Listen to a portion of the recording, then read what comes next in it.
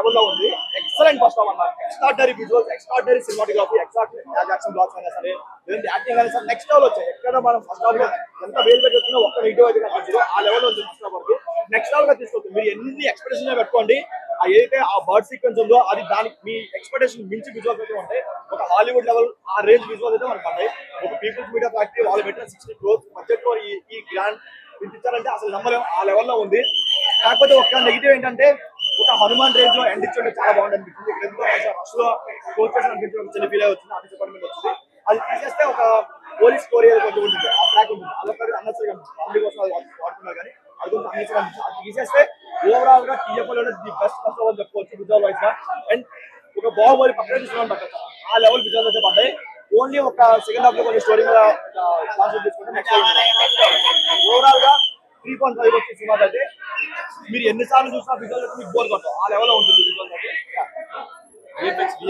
చేశారన్న చిన్న కంప్లైంట్ ఉంటుంది కానీ ఏ యూజ్ చేసినా లేదంటే వాళ్ళు గ్రాఫిక్స్ ఇచ్చినా సరే మనకి నచ్చేటట్టు స్క్రీన్ లో కనిపిస్తే చాలు. దాని వరకు అయితే వాళ్ళు 100% మ్యాచ్ చేస్తారు. 100% మేము పెట్టినట్టు. పెద్ద మిస్టేక్ ఏంటంటే అందరూ కంపేర్ చేసుకుంటారు. ఒక హనుమాన్ కానీ లేదంటే ఒక దీని కానీ కంపేర్ చేసుకుంటారు. కంపారిజన్ లేకుండా మీరు చూస్తే మాత్రం నెక్స్ట్ లెవెల్ ఉంటుంది. ఎందుకంటే దేవుని మనం ఎలా కంపేర్ చేయకూడదు, అలా కూడా సినిమా కంపేర్ చేయకపోతే అయిపోయింది, నెక్స్ట్ లెవెల్ ఉంటుంది. కలెక్షన్ పరంగా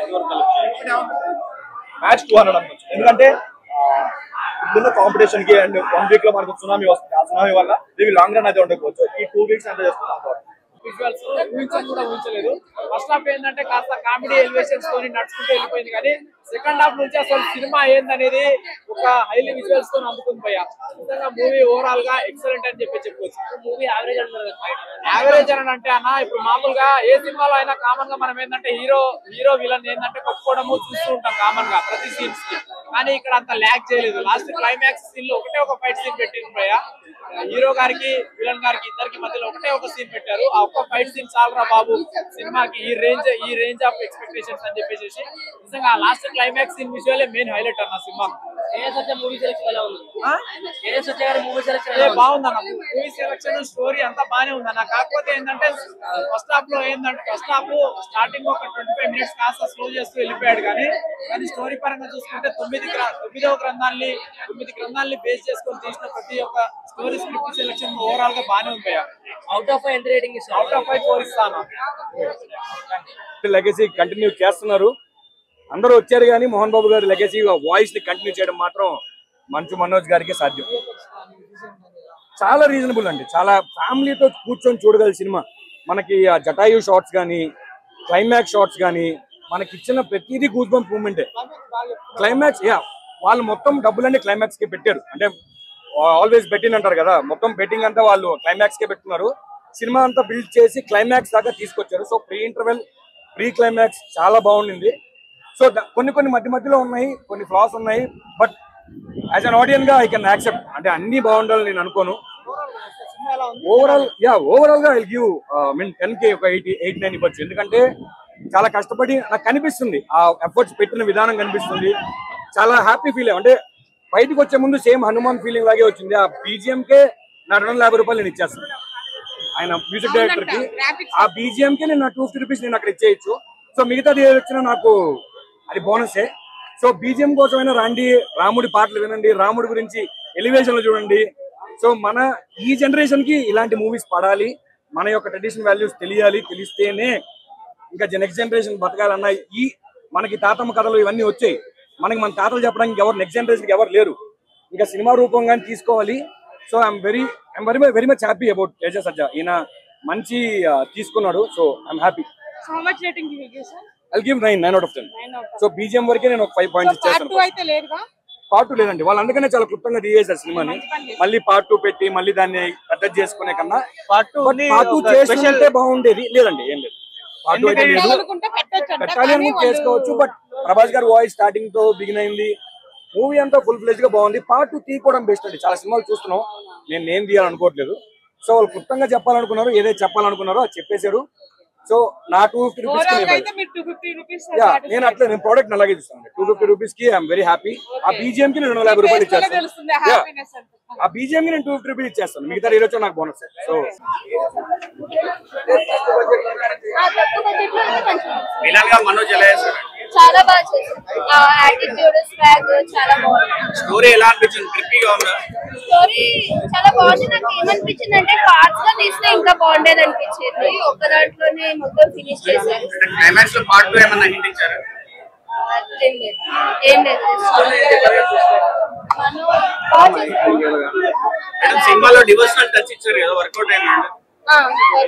గ్రాఫిక్స్ అంటే ఎలా ఉంది? చాలా బాగుంది.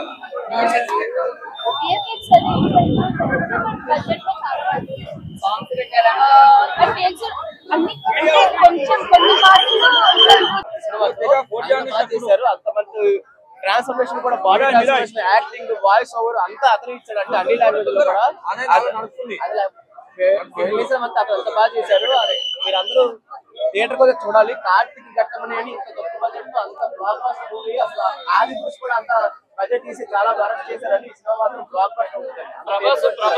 ప్రభాస్ వాయిస్ ఓవర్ వస్తుందండి. ఆ వాయిస్ ఓవర్ మాత్రం చాలా బాగుంటుంది. థియేటర్ మీరు చూస్తేనే ఎక్స్పీరియన్స్ అవుతారు. లాస్ట్ సీన్ మాత్రం గూస్ బంప్స్ అండి. పార్ట్ 2 ఉందా? ఆల్రెడీ చెప్తున్నా కదా, బెస్ట్ యాక్టర్ అవార్డు సజ్జ గారికి వస్తుంది. డైరెక్టర్ గారు కార్తిక్ గారు, ఏంటి సార్ ఇలాంటి సినిమా మా కోసం తీశారా? ఇండియా ఎక్కడ పోయారు సార్ మీరు? ఇలాంటి సినిమాలు కావాలి మాకు, ఇలాంటి సినిమాలు కావాలి పబ్లిక్ కి, ఇలాంటి సినిమాలు చేయండి. ఈ సినిమా చెప్తున్నా పక్కా 10,000 కోట్లు 100%. ఇలాంటి సినిమా ప్రతి ఒక్క ఫ్యామిలీ, ప్రతి ఒక్క పిల్లలు, ప్రతి ఒక్కరు చూడాలి.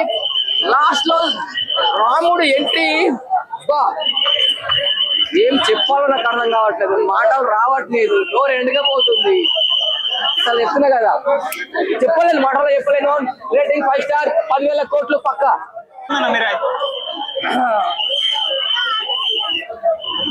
నిజంగా చెప్తున్నా, చాలా థియేటర్ నుంచి బయటకు వచ్చి చాలా నవ్వుకున్నా ఉన్నా. ఏంట్రా నాయన ఆ టీచర్ కి ట్రైలర్ కి సినిమాకి ఏమైనా సంబంధం ఉందా అనిపించింది.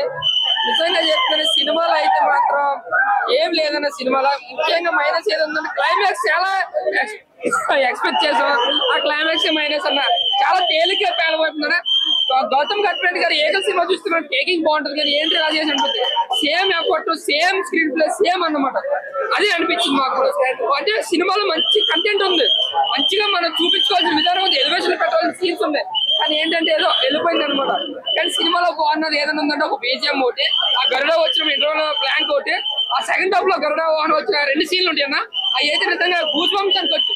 అంటే అంత నీరసంగా చూసే లోపల అంత గూస్ బంప్స్ సీన్స్ ఉన్నా సరే, దేని వల్ల అంటే మెయిన్ స్క్రీన్ ప్లే చాలా పేలుగుగా తేలింది, చాలా స్లోగా ఏదో నాటికి సాగినట్టు సాగింది. ఒక విధంగా చెప్పాలంటే ఆ సినిమా అయితే ఒక యావరేజ్ గానే చెప్పుకోవచ్చు అన్న. ముఖ్యంగా ఆ మనోజ్ గారిని చాలా హైప్ చేసి చూపిస్తారు, మరి క్లైమాక్స్ లో చాలా తేలిక చెప్పారు. అది నాకు చాలా అంటే కథనేం ఫస్ట్ నుంచి ఏదైతే బిల్డ్ చేసుకుని వెళ్ళారో అదే జరగకూడదని కోరుకున్న ఒక ప్రేక్షకుడుగా.